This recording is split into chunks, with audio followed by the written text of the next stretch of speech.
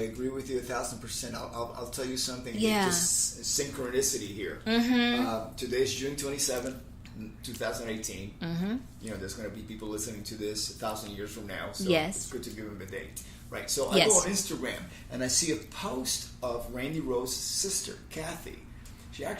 She posted a photo of a matchbook, like the old matchbooks. Yes. With the date, today's date. Did you repost it?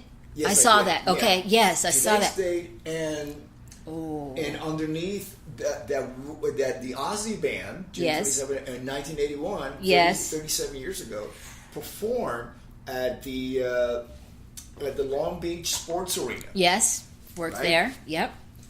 And as I recall, that was the first time. The last time that I had played LA prior to that show, I was playing with Kevin Dubrow in Dubrow, and probably the Whiskey or somewhere around the Strip. Yes. And I was sleeping on the floor in Kevin's apartment. Right. So I went from sleeping on the floor, joining Ozzy, Yeah. And I come back like maybe 3-4 months later, and I'm playing the sports arena, Mm-hmm. right?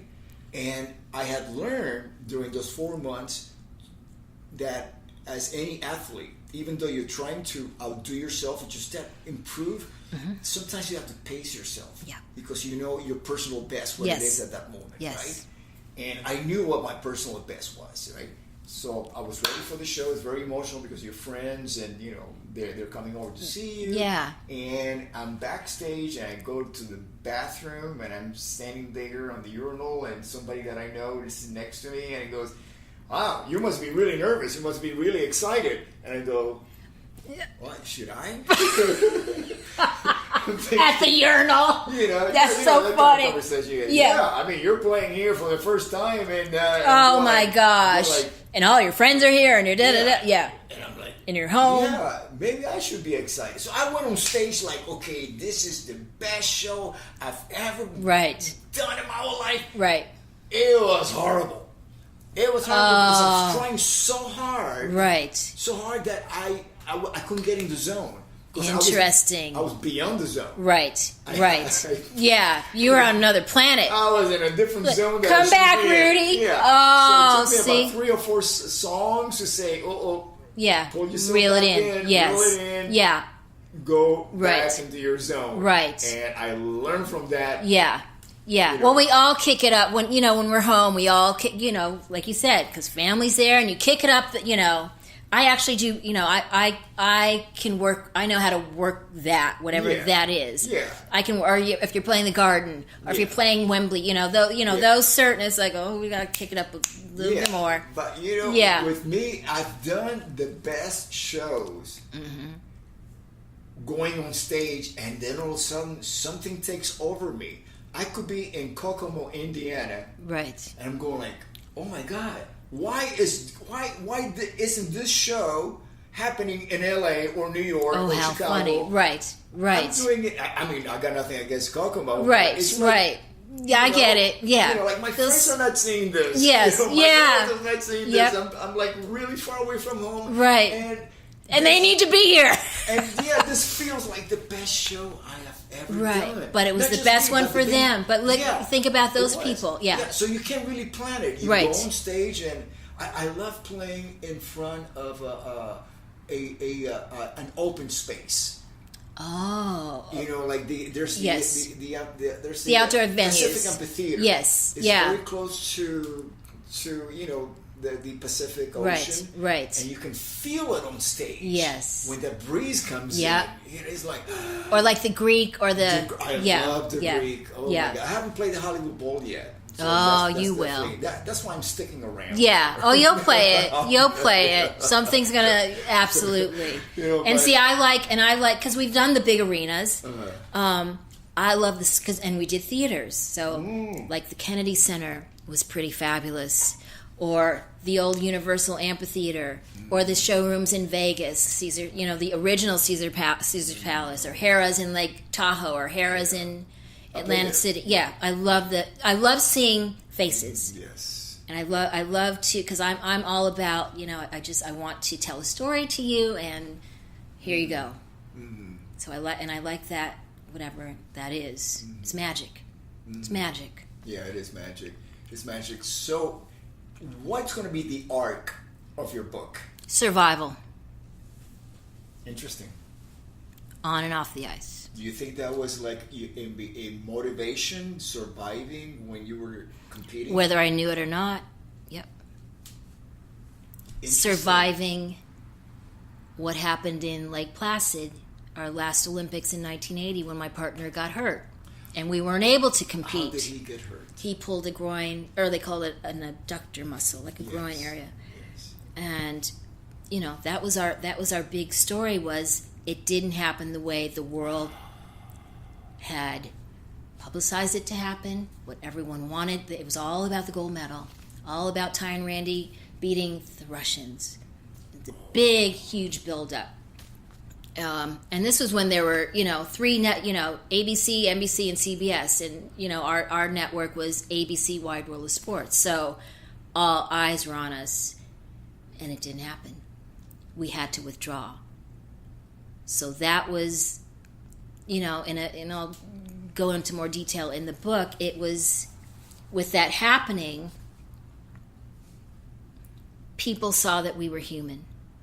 And people saw, and that's where they connected with us, like really latched onto us, because they felt for us and they felt bad for us.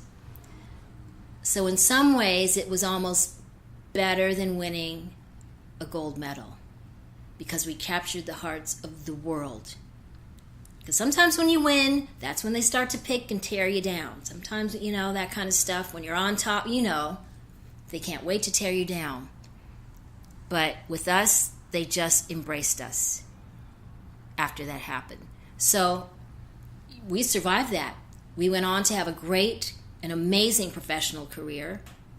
From 1980, like the summer of 80 to 88 when I crashed. That's a whole nother story.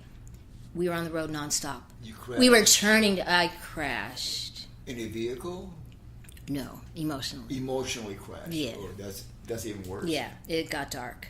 And it's been well documented, and they did a TV movie about my life back in 91, and it was... What is it called? It's called On Thin Ice. And there are bits and pieces on YouTube. Yes. Surreal to see your life. How accurate is the movie to you? Pretty for a TV movie. It was pretty on. A couple of things embellished. Mm-hmm. And how much can you fit into 90 minutes on TV? But I did it for a reason. I pissed a lot of people off because I showed the dark side of my life and of my sport. And I own, once again, and with this book, it's owning it. It's own it, because I made a lot of mistakes, and I kept making them, but I never blamed anyone. I never blamed one person, no manager. I never blamed my partner. I never, I owned all of my mistakes. And that, I think that's huge. And that's part of the book. Yeah. But I survived, I survived the Olympics. I survived the road, barely, but I held on. But at some point in 88, it's like, I got to jump off this train because I'm falling through the cracks. And it's finding your voice and understanding that it's okay to say no, and understanding that it's okay to say, I don't think I'm capable of that job because I just don't have it.